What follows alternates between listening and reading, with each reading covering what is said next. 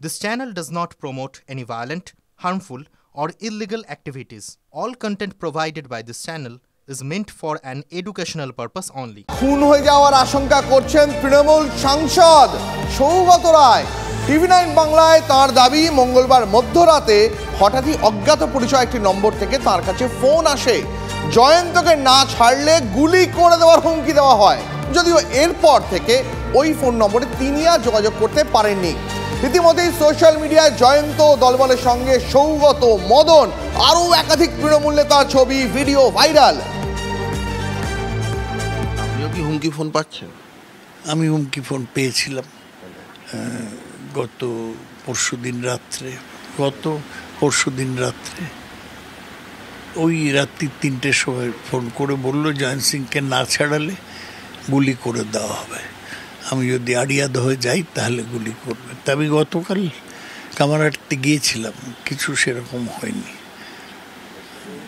দিয়েছে হুমকি ফোন, কেউ তাকে এখনও ট্রেস করা যায়নি। আমি পুলিশ কমিশনারকে বলেছি যাতে ওরা ট্র্যাক করে।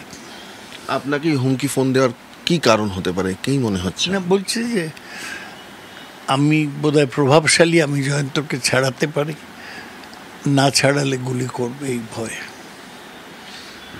আপনারা তৃণমূলের সাংসদ, আপনি এতদিনের বর্ষিয়াং সাংসদ, তাদেরকেও ফোন করতে সমাজ বিরোধীরা হুমকি ফোন দিতে ভয় পাচ্ছে না? সমাজ বিরোধীদের কোনো ভয় থাকে না, ওদের কোনো চিন্তাও থাকে না, ওরা ভাবে করে দিলাম। এই ক্ষেত্রে তো দেখছি একটা এমন সিম কার্ড থেকে করেছে যে সেটা ট্রেস করা যাচ্ছে না। এখন দেখা যাক কি করে। সৌগত রায় তৃণমূল কংগ্রেস সাংসদ, তার বক্তব্য, তার আশঙ্কার কথা আমরা শোনালাম। কিন্তু সৌগত রায় একা নন। এর আগে গণপিটুনি বা প্রাণহানির আশঙ্কা আরও দুজন শীর্ষ নেতৃত্ব করেছেন, দুই হেভিওয়েট, মদন মিত্র, ফিরহাদ হাকিম। ঘটনাক্রমে মদনের সঙ্গে জয়ন্তের ঘনিষ্ঠতার একাধিক ছবি, ভিডিও এখন সোশ্যাল মিডিয়ায় ঘুরপাক খাচ্ছে।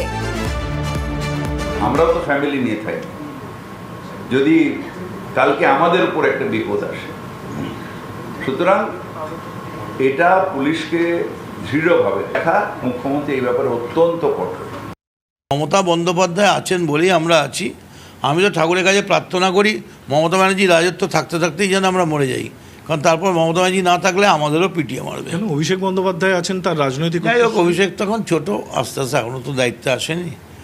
ভবিষ্যতের কথা তো এখন বলে লাভ নেই, যেটা বাস্তব প্রেজেন্ট কথা তাকে নিয়েই বলছি আমি।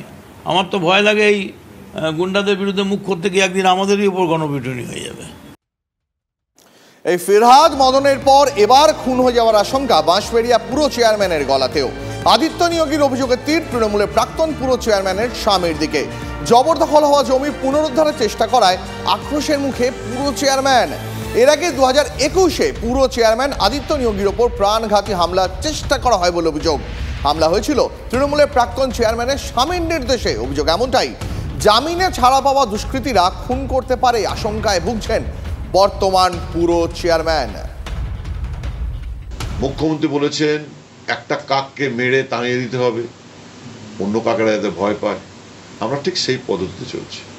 এই মানুষদের ভুল বুঝিয়ে বিভ্রান্ত করে একটা বাঁশবেড়িয়া শহরে একটা অনিশ্চয়তার চেষ্টা করছে। আবার এই ধরনের ঘটনা যখন আমি রুখে দাঁড়িয়েছিলাম, সেই সময় আমাদের অনেক পৌর সদস্য তারা সাহস পায়নি, যে কারণে আমাকে 2021-এ 11ই মে আমাকে গুলিবিদ্ধ হতে হয় এবং মৃত্যুর মুখ থেকে আমি ফিরে আসি।